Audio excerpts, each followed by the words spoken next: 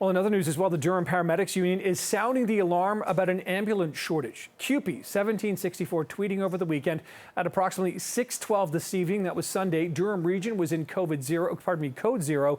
This means there were 0 ambulances available to attend emergency calls. Now, this comes as the province continues to deal with the ongoing staffing shortages at hospitals right across the province. So for more on this, we're joined right now by Daryl Wilton. He's the president of the Ontario Paramedic Association.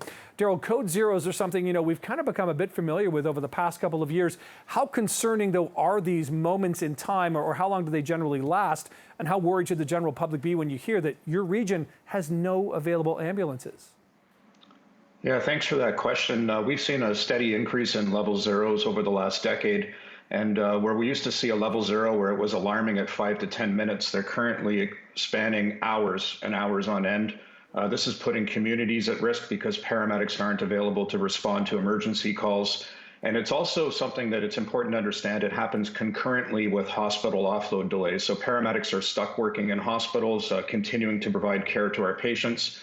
And this is happening across the province in every major city. We've seen it happening in the GTA, Peel region, Niagara, Ottawa, York region, Windsor, and they're just increasing all over the province at this time. So, Daryl, is it a staffing situation or is it more of a regulatory situation? And what you were alluding to is the fact that, paramedics, when they bring people to hospitals, they have to stay there until they're sort of taken off their hands there. I guess that's staffing on kind of two sides here, but are paramedics and your association pushing for more paramedics to come on board, or is it to sort of rearrange the sort of responsibilities?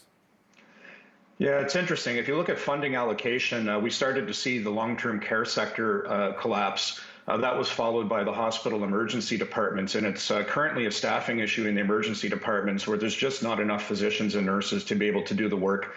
We're seeing historically nurses would treat patient ratios of 1 nurse to 5 patients. In the last few months, we've seen nurses treating up to 15 patients each. We've also seen that where paramedics in the emergency department who are continuing care on offload delay are actually outstaffing the emergency department, where there's more paramedics at an emergency department than there are hospital staff working in there.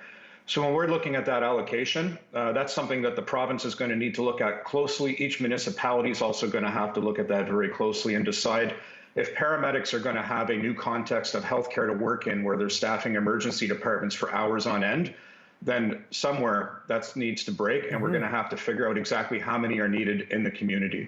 Yeah, that's a shocking situation, Daryl, and obviously concerning as well. So, when you take a look at that, what are you hearing then from members of your association when they talk about this? Because we've talked about the polls lately from nurses who feeling burnt out, moral distress, concern. They want to leave their job. What are your members saying?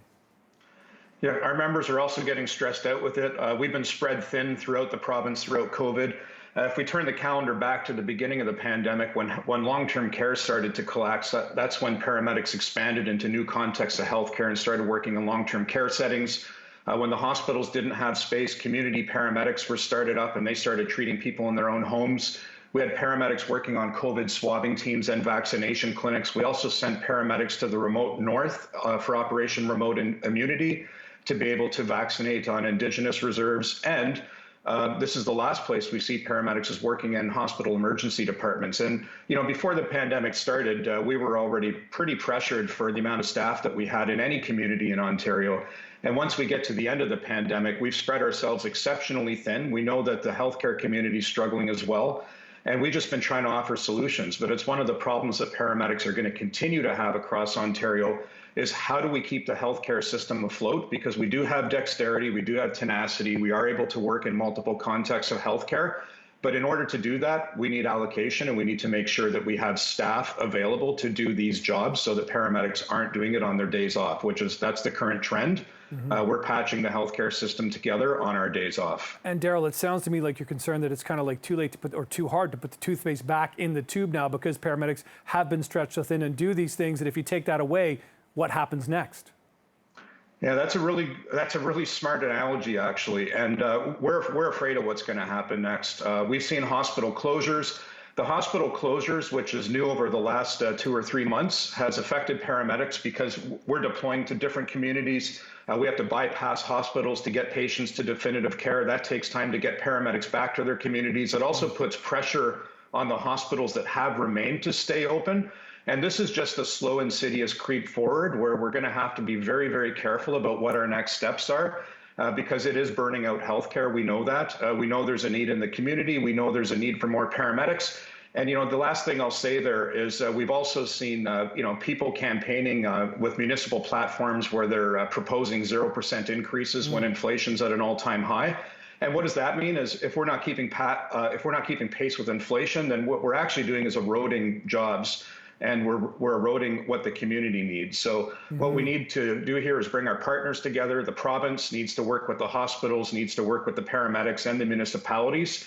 And we have to figure out long-term care solutions to be able to fix these issues. And we know it's challenging, it's not easy, but we need to get there together.